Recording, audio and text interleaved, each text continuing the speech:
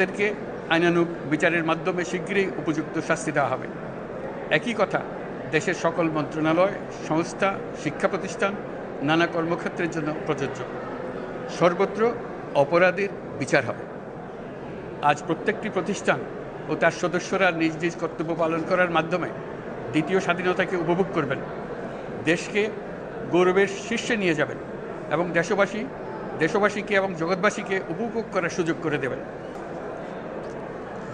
দেশের সকল মানুষকে আজ স্বাধীন, নির্ভয়, নিরুদ্বেগ থাকার জন্য নিশ্চয়তা দেওয়ার জন্য আমাদের ছাত্র শহীদরা প্রাণ দিয়েছেন। এই অভ্যুত্থানের মাধ্যমে সৃষ্ট সরকার দেশের প্রত্যেকের সরকার। এখানে থাকবে সকলের আকাঙ্ক্ষা পূরণের অধিকার। অরাজকতার বিষবাষ্প এখন যেই ছড়াবে, বিজয়ী ছাত্র জনতা সহ মুক্ত মানুষের আইনশৃঙ্খলা বাহিনীর পূর্ণ শক্তি তাকে ব্যর্থ করে দেবে। নিষ্ঠুর স্বৈরাচারী সরকার দূর হয়ে গেছে।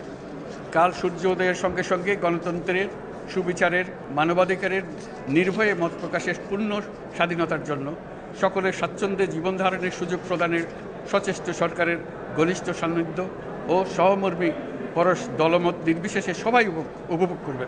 এটাই আমাদের লক্ষ্য। আমাদেরকে এই লক্ষ্য পূরণে সাহায্য করুন। সারা বিশ্ব আজ অবাক হয়ে বলছে, সাবাস বাংলাদেশ, সাবাস বাংলাদেশের ছাত্র জনতা। আমরা এই অর্জনটাকে আর অনেক দূর নিয়ে যেতে চাই। আমাদের ছাত্র জনতার জন্য কিছুই অসম্ভব নয়। আমাদের তরুণরা অসম্ভবকে সম্ভব করতে পারে, তারা সেজন্য প্রতিজ্ঞাবদ্ধ।